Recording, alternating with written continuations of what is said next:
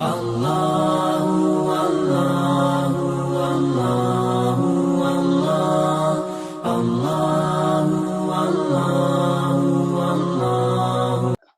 اشرح لی صدری ویسر لی امری واحلل عقدۃ من لسانی یفقہوا قولی۔ السلام علیکم ورحمۃ اللہ وبرکاتہ۔ سب سے پہلے جزاکم اللہ خیر فہد بھائی اور فیصل بھائی، آپ لوگوں نے مجھے انوائٹ کیا، اللہ تعالیٰ آپ کو جزائے خیر دے۔ اور یہ جو آپ نے سسٹم شروع کیا ہوا ہے اپنی فیملی والوں کے ساتھ، اپنے کزنس کے ساتھ، اسپیشلی جو ماشاءاللہ جوان ہیں سارے، ان کے ساتھ جو شروع کیا ہے، اللہ تعالیٰ اس میں برکت ڈالے، اللہ تعالیٰ آپ سب کے وقت میں برکت ڈالے اور آپ کی عمروں میں برکت ڈالے۔ انشاءاللہ آج جس چیز کے اوپر میں بات کروں گا یہ بڑی ہی نون سی چیز ہے۔ ان سب چیزوں کا یا موسٹلی چیزوں کا ہم سب کو ریمائنڈرز ملتے ہی رہتے ہیں۔ تو میں آج کا جو درس ہے یا لیکچر، اس کو شروع کروں گا قرآن مجید کی اس آیت سے، اعوذ باللہ من الشیطان الرجیم وما خلقت الجن والانس الا لیعبدون۔ اللہ تعالیٰ نے جن اور انسان کو صرف اور صرف اسٹارٹ ہو گیا، آپ نہیں جوائن کیا؟ میں نے کر لیا۔ اللہ تعالیٰ نے جنات اور انسانوں کو صرف اور صرف اللہ کی بندگی اور اس کی عبادت کے لیے پیدا کیا ہے۔ سبحان اللہ، اگر ہم اس ایک آیت کو اگر دیکھیں تو ہمیں ہماری زندگیوں کا مقصد اس آیت کے اندر اللہ تعالیٰ نے بتا دیا ہے کہ پیدا کس لیے کیا گیا ہے۔ اب انڈیویجول لیول کے اوپر ہر بندے نے اپنا ایک مقصد بنایا ہوتا ہے، اپنا ایک مقصد زندگی بنایا ہوتا ہے۔ ہمیں ایک الٹیمیٹ گول یا ایک گائیڈ لائن تو دے دی ہوئی ہے کہ آپ صرف اور صرف عبادت کے لیے پیدا کیے گئے ہوں، لیکن مجھے اور آپ کو ہمیں اس چیز کا سوچنا ہوگا کہ ہماری زندگی کا گول کیا ہے، ہماری زندگی کا مقصد کیا ہے۔ کیا ہماری زندگیوں کا مقصد اللہ تعالیٰ کو راضی کر کے، اللہ تعالیٰ کی عبادت کر کے جنت کو حاصل کرنا ہے، یا ہماری زندگی کا مقصد صرف پیسہ کمانا ہے، صرف اپنی زندگی اپنا وقت عیاشی میں گزارنا ہے؟ یہ ہم سب کو اس چیز کے بارے میں سوچنا ہوگا اور اس آیت کو دماغ کے اندر رکھ کے سوچنا ہوگا، جس میں اللہ تعالیٰ نے مومنوں کو یہ بات کہی کہ مومنوں کے لیے یہ دنیا قید خانہ ہے۔ سبحان اللہ، اگر ایک انسان اپنی زندگیوں کا جائزہ لے کہ ہماری زندگیوں کی کتنا لائف سپین ہوتا ہے، 30 سال، 40 سال، 60 سال، یا بڑی حد ہو گئی، کوئی اس سے زیادہ جاتا ہے تو 80-90 سال کا ہوتا ہے۔ لیکن اگر ہم اس کا پورا ایک دیکھیں تو بڑا ہی کم ٹائم ہوتا ہے ہماری زندگی کا۔ 60 سال بھی اگر لے لیں تو کتنی ہم زندگی گزارتے ہیں، اس میں ہمارا بچپنا گزر جاتا ہے، اس میں ہمارا کھانا پینا، ہمارا سونا، یہ ساری چیزیں اسی کے اندر گزر جاتی ہیں، اور پیچھے شاید ایک انسان کو اپنے لیے 10 سال 15 سال ملتے ہوں۔ لیکن اللہ تعالیٰ نے جو زندگی، جو قیامت کی زندگی، جو آخر کی زندگی، جنت جس کی بات کی ہے اللہ تعالیٰ نے کہا ہے کہ یہ ہمیشہ رہنے والی زندگی ہے۔ ہمیشہ، ایسا نہیں کہا کہ آپ لوگ 100 سال وہاں رہو گے پھر آپ کے ساتھ کچھ اور ہوگا، ایسی کوئی بات نہیں ہے۔ ہمیشہ رہنے والی زندگی، اور اس زندگی کے اندر کیا ہے، انسان کے لیے اللہ تعالیٰ نے وہ چیزیں رکھی ہیں جس کا انسان سوچ بھی نہیں سکتا۔ اللہ تعالیٰ نے قرآن مجید میں کیا فرمایا کہ جو کسی آنکھ نے کبھی دیکھی نہیں اور جو کسی دماغ نے کبھی سوچا نہیں، وہ جنت ہے۔ اب اس جنت کے اندر اس کی اگر ہم کچھ ایگزامپلس جو ہمیں قرآن مجید میں اللہ تعالیٰ نے بتائی، ان میں سے بھی چند اگر میں بتاؤں تو وہ محلات، وہ حوریں، وہ بڑی بڑی آنکھوں والی حوریں، بڑی بڑی چھاتیوں والی حوریں، ہمیشہ ساتھ رہنے والی، محبت کرنے والی حوریں، اور اس کے علاوہ شراب کی نہریں، شہد کی نہریں، دودھ کی نہریں۔ سبحان اللہ، ایک انسان جو جتنا سوچ سکتا ہے نا، اس سے بھی کہیں زیادہ خوبصورتی ہے وہاں پہ۔ اور ساتھ میں یہ بھی کہہ دیا کہ وہاں کی زندگی کے اندر کوئی شخص پریشان نہیں ہوگا۔ سبحان اللہ، کوئی شخص پریشان نہیں ہوگا۔ اب اس زندگی کے اندر آتے ہیں ہم نوجوان، یہ جو جوانی اللہ تعالیٰ نے دی ہے، یہ اتنی بڑی امانت ہے اللہ کی طرف سے کہ اللہ تعالیٰ نے قیامت والے دن ایک اسپیشل کوشچن رکھ دیا، بتا تو نے اپنی جوانی کہاں گزاری، کیسے گزاری؟ اور اس دن اللہ تعالیٰ 7 لوگوں کو اپنا سایہ نصیب کرے گا۔ ان 7 لوگوں میں سے ایک شخص وہ بھی ہوگا جس نے جوانی اللہ تعالیٰ کی عبادت کے لیے گزاری. تو یہ جوانی اتنی امپورٹنٹ کیوں ہے؟ کیوں اس کے اوپر اتنا ایمفیسائز کیا گیا ہے؟ کیوں بڑھاپے کی وہ بات نہیں کہی گئی؟ کیوں بچپن کی وہ بات نہیں کہی گئی؟ کیوں صرف جوانوں کے اوپر یہ کہا گیا ہے؟ اس کی وجہ یہ ہے کہ یہ ایسا وقت ہوتا ہے جب ہمارا جسم الحمدللہ ہم ایسی تندرستی اور ایسا جوش میں ہوتے ہیں کہ اگر ہم اس جوش کے اندر اللہ کی عبادت کریں وہ مزہ ہمیں کبھی بھی بڑھاپے میں نہیں آ سکتا، اور وہ خشوع ہمیں کبھی بھی بچپن میں نہیں آ سکتا، کیونکہ اس سٹیج کے اندر ہم اپنی عقل اور ذہن ایک زبردست طریقے سے میچور ہو چکے ہوتے ہیں. تو یہ جو وقت ہے ہمیں اللہ تعالیٰ کو راضی کرنے میں لگانا ہے. ایک علماء ہے وہ اپنی عبادت کے بارے میں ایک بات کرتے ہیں، حج کی ایک ایگزامپل لیتے ہیں. وہ کہتے ہیں کہ میں نے اپنا پہلا حج جب کیا تھا تب میں جوان تھا. آئی تھنک ان کی عمر تب شاید 20 سال یا 22 سال تھی. اس ٹائم انہوں نے اپنا پہلا حج کیا تھا. اس کے بعد ماشاءاللہ کہتے ہیں ہر سال میں نے حج کیا ہے، اور وہ شیخ کا کچھ لیول ایسا تھا کہ VIP حج، شیخوں کے ساتھ حج کیا انہوں نے. لیکن انہوں نے بتایا کہ مجھے جو حج کا مزہ، جو عبادت میں نے پہلے حج میں کی تھی وہ پوری زندگی اس کے بعد مجھے نہیں ملی. سبحان اللہ، یہ جوانی ہوتی ہے. اب ہم اپنی زندگیوں کے دیکھیں کہ ہم کہاں بیٹھے ہیں، ہماری عبادت کہاں ہے، ہم کس لیول پہ ہیں. زبان سے تو ہم کہتے ہیں کہ لا الہ الا اللہ، زبان سے تو ہم کہتے ہیں کہ مجھے محبت ہے اللہ سے، مجھے محبت ہے محمد صلی اللہ علیہ وسلم سے، لیکن ان ریالٹی ہم کیا کر رہے ہیں، اصل میں ہم کیا کر رہے ہیں وہ میٹر کرتا ہے. کیا ہمیں اوپر صرف ہماری زبانوں کا ہو کہ آپ نے زبان سے کہہ دی اللہ سے محبت کی لیکن زندگی ساری اللہ تعالیٰ کی نافرمانی میں گزاری تو جنت میں آ جاؤ؟ ایسے تو نہیں ہوگا. ہمارے اعمال دیکھے جائیں گے.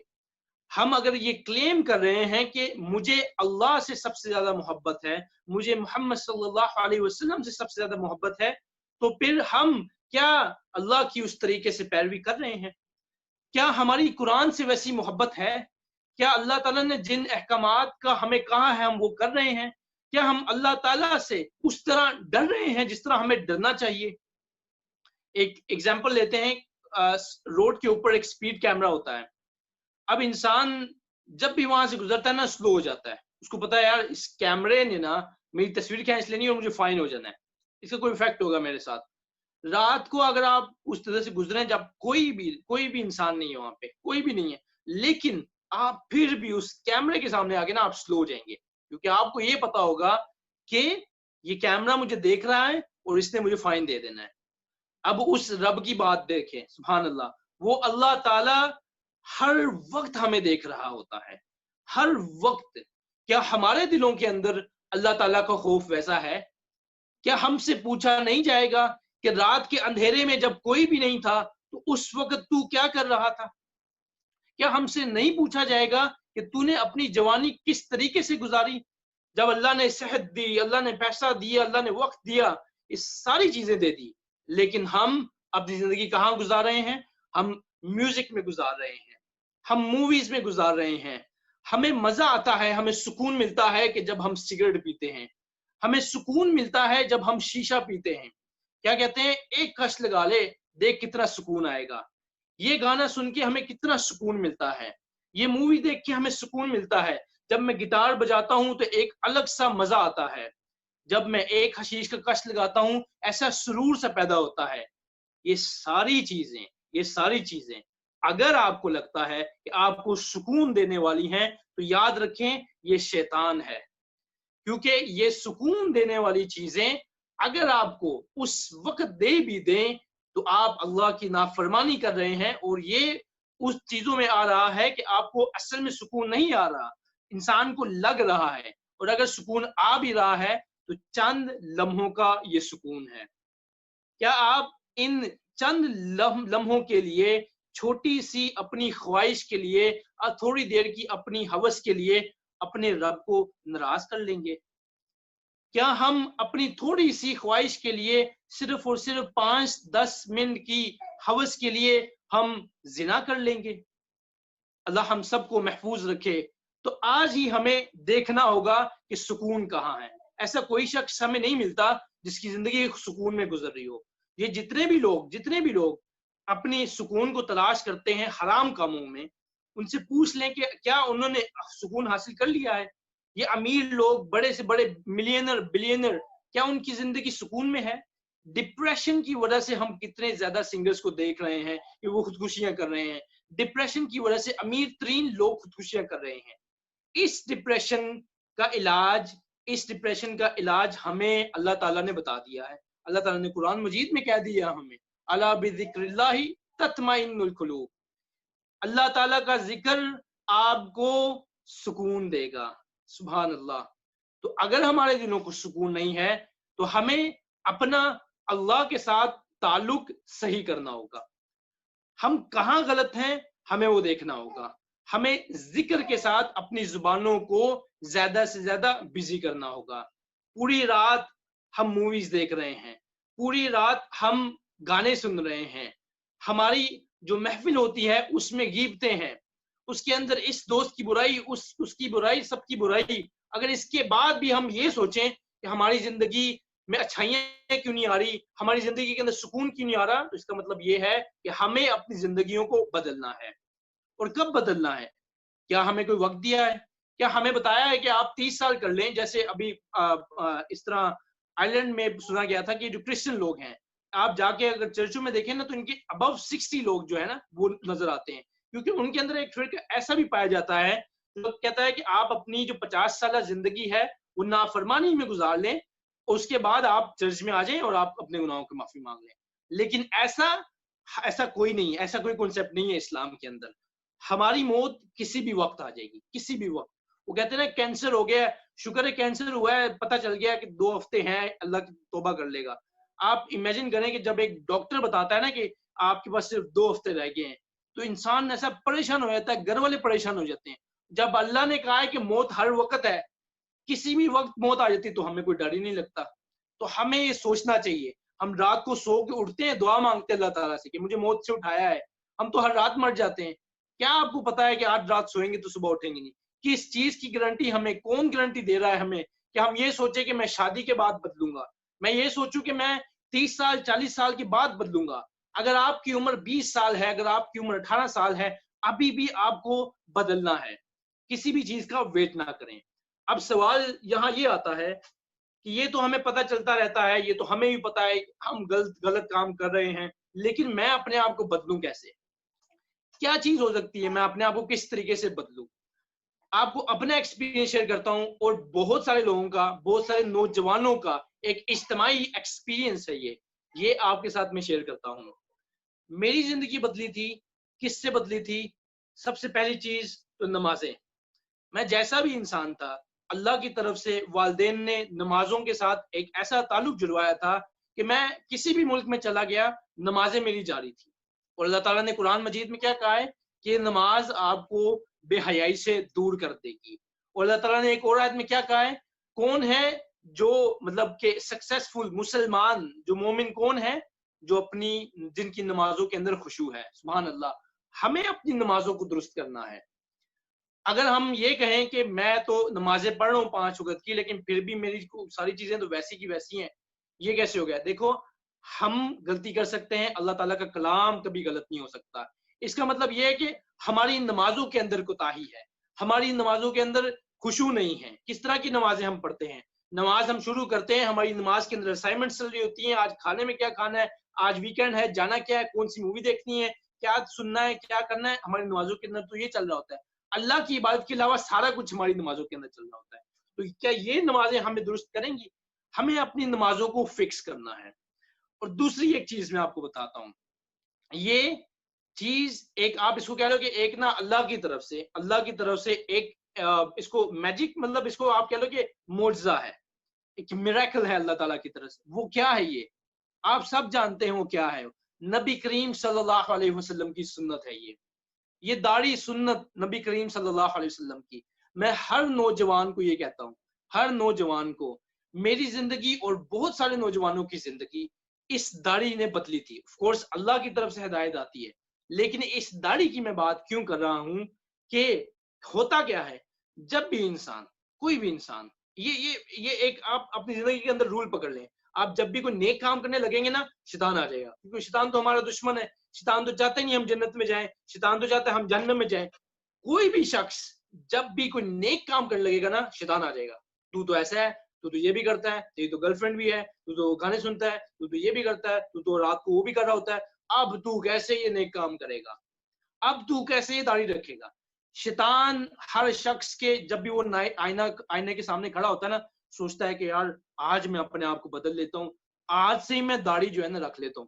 شیطان اسی ٹائم آ جاتا ہے. میرے ساتھ بھی ہوا تھا, جتنے لوگ دیکھ لو آپ سب کے ساتھ ہوا تھا, اور جواب سب کا ایک ہی ہوتا ہے. اگر میں ابھی بھی کسی نوجوان سے پوچھوں نا کہ یار یہ نبی کریم کی سنت ہے, یہ بڑی واجب سنت ہے, بڑی زبردست چیز ہے یہ, میں ابھی اس محفل کے اندر بھی کسی سے پوچھوں نا تو جواب سب کا ایک ہی ہوتا ہے. کسی کا کوئی الگ جواب نہیں آئے گا آپ کو, ایک ہی جواب آئے گا, یار میں انشاءاللہ رکھوں گا, انشاءاللہ رکھوں گا, شادی کے بعد رکھوں گا, انشاءاللہ میں جب 30 سال کا ہو جاؤں گا نا تب رکھوں گا, انشاءاللہ جب مجھے جاب مل جائے گی تب رکھوں گا. یہی ایک جنرل سے کوشچنز ہوتے ہیں. اور کیا دوسرا کیا ہوتا ہے, میں گنہگار ہوں یار میں گنہگار ہوں, میری تو گرل فرینڈ بھی ہے, میں تو گٹار بجاتا ہوں, میں تو میوزک بجاتا ہوں, میں میوزک کا کام کرتا ہوں, تم مجھے کہہ رہے میں داڑھی رکھوں, ایسے کیسے ہو سکتا ہے یار, کس طرح کی باتیں کرتے ہو. لیکن یہ ساری باتیں شیطان وسوسہ ڈالتا ہے یہ, اور ہمیں کیا کرنا ہے, ہمیں شیطان کے ان وسوسوں کو سننا نہیں ہے. شیطان اب کیوں وسوسہ ڈالتا ہے, کیوں یہ داڑھی کی وجہ سے ہر نوجوان کو اس کے اندر مسئلہ ہوتا ہے, کیوں پتہ کیوں؟ اس وجہ سے کیونکہ شیطان کو یہ پتا ہے کہ یار اگر اس نے داڑھی رکھ لی نا تو یہ بہت سارے کام ویسے چھوڑ دے گا, کبھی اس نے سوچے بھی نہیں ہوں گے کہ یار اس کو میں نے نہ چھوڑ دینا ہے, بہت سارے کام یہ اس داڑھی کی وجہ سے چھوڑ دے گا. یہ پاور ہے اس داڑھی کے اندر. کوئی بھی شخص اپنے آپ کو بدلنا چاہتا ہے نا ادھر سے سٹارٹ کر لے. کیا پرابلم ہے, میں اللہ کا شکر ہے میں مطلب یو کے میں بھی رہا ہوں, آئرلینڈ بھی رہا ہوں, اور بھی کافی ملک گھوما ہوں میں الحمدللہ, اپنے کاموں سے گیا ہوں. مجھے تو آج تک داڑھی کی وجہ سے کوئی پرابلم نہیں ہوئی, نہ مجھے جاب میں کبھی پرابلم ہوئی ہے, نہ مجھے شادی میں کوئی پرابلم ہوئی. الحمدللہ شادی بھی میری داڑھی کے ساتھ ہی ہوئی تھی. تو یہ ساری چیزیں جو ہے نا یہ شیطان لے کر آتا ہے. اب آپ جب داڑھی رکھ لیں گے نا آپ آٹومیٹکلی, ابھی بالکل ریسنٹلی میرے ایک جاننے والے نے سبحان اللہ رمضان کے اندر اس نے شروع کیا, اور اس نے کہا کہ یار مجھے سمجھ نہیں آئی میں نے کیسے موویز چھوڑ دی, مجھے سمجھ نہیں ہے میں نے کیسے میوزک چھوڑ دیا, مجھے سمجھ نہیں ہے میں نے کس طرح یہ چیزیں بھی چھوڑ دی, میں تو سوچا بھی نہیں چھوڑوں گا. یہ کام میرے ساتھ بھی ہوا تھا, یہ کام آپ لوگوں کے ساتھ بھی ہو سکتا ہے. آپ لوگ اگر اپنی زندگیوں کو بدلنا چاہتے ہیں تو اس داڑھی کو رکھیں, دیکھیں آپ کس طرح کتنی ساری چیزیں چھوٹ جائیں گی. آپ مطلب کہ انسان سوچے گا بھی نہیں. سینما جاتے ہیں نا, سینما انسان یہ داڑھی کے ساتھ جب جائے گا نا تو اس کو خود ہی ایک اندر سے آئے گا کہ یار یہ میری جگہ نہیں ہے. کبھی نہیں سوچا ہوگا کہ میں سینما نہیں جاؤں گا, لیکن اس کو اندر سے آواز آئے گی کہ یار یہ تیری جگہ نہیں ہے, یہاں سے چل چل. یا ایسے ہی ہوتا ہے. پر اس طرح یہی چیز تو شیطان کو بری لگتی ہے, اس کو پتا ہے کہ یار اس نے بہت ساری چیزیں چھوڑ دینی ہے. اس لیے میری یہ اسٹرانگلی ایڈوائز ہے, کوئی بھی شخص اپنے آپ کو بدلنا چاہتا ہے انشاءاللہ اللہ سے دعا مانگے, اللہ سے دعا مانگے, اس چیز کو رکھے, اس سنت کو رکھے. اللہ تعالیٰ نے کیا فرمایا ہے, کیا ہمیں کیا پتہ چلتا ہے اس حدیث سے کہ آپ ایک سٹیپ اللہ تعالیٰ کی طرف آؤ, اللہ تعالیٰ 10 سٹیپ آپ کی طرف آئے گا. سبحان اللہ, آپ 10 سٹیپ آؤ, اللہ تعالیٰ 100 سٹیپ, مطلب اس طرح آپ چل کے اللہ تعالیٰ دوڑ کے آئے گا. اس کا کیا مطلب ہوتا ہے کہ ہمیں ایک سٹیپ لینا ہے. اگر ہم یہ سٹیپ نہیں لیں گے تو اللہ تعالیٰ ہمیں کیسے ہماری کنڈیشنز کو بدلے گا. اللہ تعالیٰ نے تو قرآن مجید میں کہہ دیا ہے کہ میں ان لوگوں کی کنڈیشنز کو نہیں بدلوں گا جب تک کہ وہ خود نہیں بدلیں گے. تو ہمیں ایک سٹیپ لینا ہے. یہ سٹیپ داڑھی کا ہو سکتا ہے, یہ سٹیپ نمازوں کا ہو سکتا ہے, یہ سٹیپ آپ کی اسموکنگ چھوڑنے کا ہو سکتا ہے, یہ سٹیپ میوزک چھوڑنے کا ہو سکتا ہے, فلموں کو چھوڑنے کا ہو سکتا ہے, یہ سٹیپ والدین کی فرما برداری کرنے کا ہو سکتا ہے. یہ کوئی بھی سٹیپ ہے, لیکن ایک سٹیپ لیں, ایک سٹیپ لیں اور دیکھیں آپ کی زندگیاں کیسے بدلیں گی. سکون اللہ تعالیٰ کے ساتھ ہے, سکون اللہ کی عبادت میں ہے, سکون قرآن پڑھ کے ملے گا, سکون قرآن کو سن کے ملے گا. میوزک کے اندر ہمیں سکون نہیں ملے گا. ان چیزوں کو آپ یاد رکھیں اور اپنی زندگی کے اندر امپلیمنٹ کرنے کی کوشش کریں. اب آخری چیز کی طرف آتے ہیں. فیصل بھائی اگر میرا وقت ہو جائے تو پلیز مجھے بتا دینا. آخری چیز کی طرف آتے ہیں.